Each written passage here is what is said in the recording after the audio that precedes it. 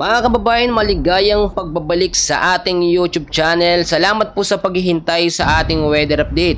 So alamin na natin ngayon, ito nga pong lagay ng ating panahon dito kay Bagyong Pipito. Ito po unti-unti nang nararamdaman sa malaking bahagi po ng Eastern Visayas at una po itong tatama dito sa bahagi ng Catanduanes. Mararamdaman din po ito sa ilang bahagi ng Bicol Region, Metro Manila, Central Luzon at ilang bahagi ng Northern Luzon. Bago ho natin yan ipagpatuloy, make sure natin na nakasubscribe ka at nakahitang notification bell para mabilis kitang ma-notify at malaman po ninyong ating update sa lagay ng panahon sa mga susunod natin na mga weather update. So alamin muna natin mga kaibigan kung nasaan na nga pinakalokasyon ngayon nitong si Bagyong Pipito. Kaninang alas 2 po ng madaling araw mga kaibigan ko ay namataan po ang lokasyon nitong si Typhoon Pipito na may layo pong 270 kilometers east of Borongan City, Eastern Samar na may lakas ng hangin na 155 kilometers per hour, typhoon category at kumikilos pa west-northwest sa bilis na 25 kilometers per hour. Pagdating naman ng alas 2 mamaya mga kaibigan ng hapon, ito'y tatahakin naman niya ang lugar na merong layo na 140 kilometers east of northeast of Catarman, Northern Samar at bigla siyang lumakas sa 175 kilometers per hour, typhoon category pa west-northwest ang kilos sa bilis po na 20 kilometers per hour. So direct to the point na tayo mga kaibigan, nararamdaman na ito sa malaking bahagi po ng Eastern Visayas. Pag sinabi ho nating Eastern Visayas mga kaibigan, malawak ho yan. So bago natin alamin yan, tignan muna natin yung mga lugar na maaapektuhan po dito sa Catanduanes. Diyan po kasi unang maglalandfall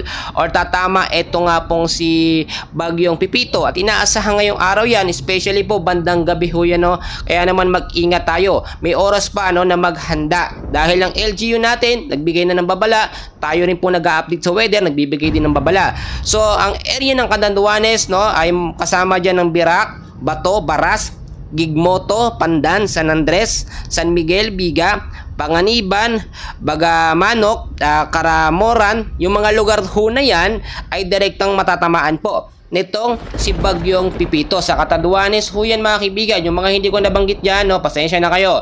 So ngayon maging handa at mag-ingat po tayo. Pero siyempre hindi natin inaalis yung mga posibilidad na magbago pa rin naman ang lokasyon or pagkilos nito nga pong si Bagyong Pipito. Ayaw naman natin na maglandfall yan. Pero yun po yung katotohanan sa update na dapat nga po na ating napaghahandaan. So mga kaibigan, eto naman tayo ngayon. Maapektuhan ng trap or extension ng hangin ang malaking bahagi ng Bicol Region. So saan sa Bicol Region? Eto na mga kaibigan, makinig ka po sa Albay, Camarines Norte, Camarines Sur, Masbate at Sorsogon. Nabanggit ko na yung Catanduanes, diyan yan unang tatama at yung malalapit na lugar diyan ay ang susunod na posibleng maapektuhan. At kasama rin mga kaibigan sa apektado ang ilang bahagi po ng North Luzon. Medyo malawak na kasi pero ang North Luzon mga kaibigan hindi yan direktang tatamaan. Yung extension ng hangin o yung trap nito nga pong si Bagyong Pipito ang nakakaapekto dyan. So wala po, hindi yan may tataas sa signal number 4 dahil yung trap extension lamang ng hangin yung nakakaapekto dyan. Sa North Luzon kasama dyan ng Ilocos Region, Cagayan Valley Region, Central Luzon, Cordillera Administrative Region. So pag sinabi natin mga kaibigan ko na Ilocos Region, kasama dyan ng Ilocos Norte, Ilocos Sur, La Union, Pangasinan. Pag sinabi naman ho natin Cagayan Valley, kasama dyan ang Batanes, Cagayan, Isabela, Nueva Vizcaya, Quirino. Pag sinabi namang Central Luzon, ito na yung mga update. Aurora, Bataan, Bulacan, Nueva Ecija, Pampanga, Tarlac at Zambales. Pag Cordillera Administrative Region naman, kasama dyan ng Abra, Apayao, Benguet, Ifugao, Kalinga at Mountain Province. Malawak yung nasasakop mga kaibigan. Kaya ngayon pa lamang pakiusap, yung mga nakatira sa mababang lugar o mga low-lying areas, mag-ingat kayo sa banta po ng pagbabaha at yung mga medyo matataas na lugar, mag-ingat din tayo. Isipin na natin agad mga kaibigan yung ating mga gamit. Huwag na nating hintayin pang bumuhos ang malakas na ulan dahil mauubusan tayo ng oras. Dito naman sa Metro Manila, maraming paulit-ulit na nagtatanong, no? Sinasabi ko nga na apektado ang Metro Manila, pero syempre malawak talaga yung nasasakop ng Metro Manila. Kasama sa pinag-iingat mga kaibigan na posibleng maapektuhan ng trap extension ng hangin na hindi pumata, etong lugar po ng Caloocan, Las Piñas, Makati, Malabon, Mandaluyong, Manila, Marikina, Muntinlupa, Navotas, Parañaque, at ilang bahagi din ng Pasay, kasama ang Pasig, Pateros, Quezon City, Taguig, at San Juan. So yung lugar dyan sa Metro Manila, mas marami po yung mga mababang lugar. At alam natin pag sinabing Metro Manila, kapag may bagyo, automatic nagkakaroon ng pagbabaha, no? Ngayon pa lamang kasi, no, ay dapat linisin na natin yung mga kanal.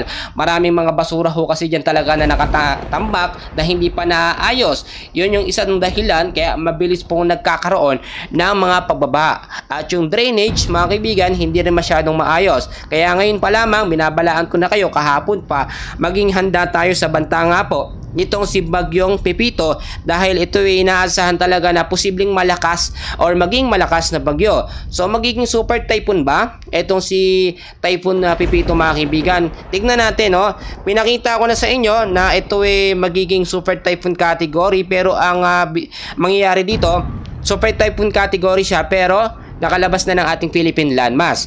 Yung makakaapekto na lamang na malapit sa lugar sa kanya ay yung trap or extension ng kanyang hangin. At inaasahang lalabas ito ng ating Philippine Area of Responsibility sa ganapan na November 18 to 2 PM po yan. Yan po ay araw po ng Lunes at super typhoon category yan.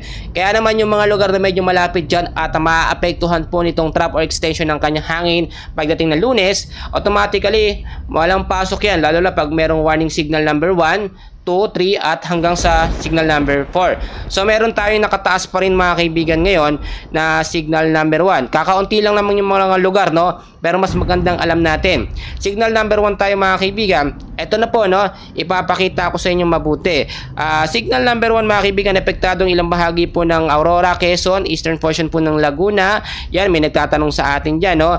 At kasama rin ang ilang bahagi po ng Marinduque, Camarines Norte, Camarines Sur, Catanduanes, Albay, Sorsogon at Masbate. Yan po ay merong warning lead time na 36 hours at may lakas ng hangin na 39 to 61 kilometers per hour.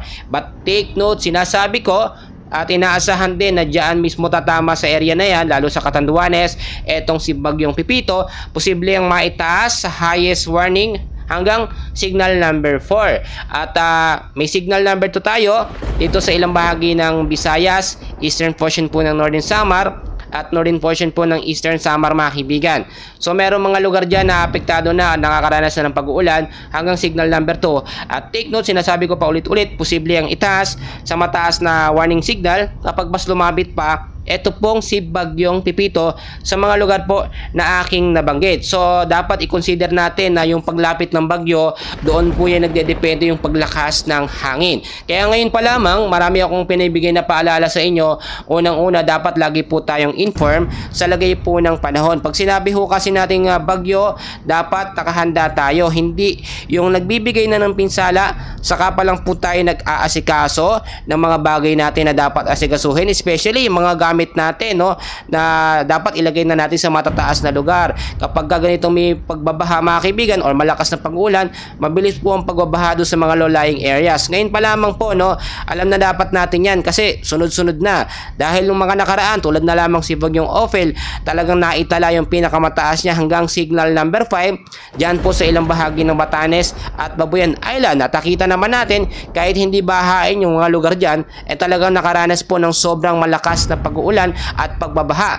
How much more dito pa kaya sa Metro Manila mga kaibigan, na talagang nakita natin matindi ang magiging pinsala kung hindi po tayo makakapaghanda. Kaya naman mga kaibigan, ipinapaalala ko din sa inyo, kapag meron tayong mga warning signal, iwasan po natin yung labas ng labas dahil mas delikado ang ating kalusugan, ng ating buhay kung lalabas tayo ng merong matataas na warning signal, especially yung mga lugar po na apektado dyan sa Central Luzon, Metro Manila, na merong nakataas po na warning signal number 1, 2, 3 at lalong-lalo na dito sa Catanduanes na posibleng itaas po ang warning signal number 4 pagka direkta na naglandfall ngayong araw at inaasahan mamayang gabi nga po yan, direkta pong tatama. So mga kaibigan ko, patuloy ko kayo kayong i-update, no? Importante na may alam kayo, may alam tayo sa lagay ng ating panahon. At panghuli, idadagdag ko lamang mga kaibigan, palagi ho tayong manalangin sa lagay ng panahon dahil napakahirap po ng sitwasyon na ating pinagdaraanan.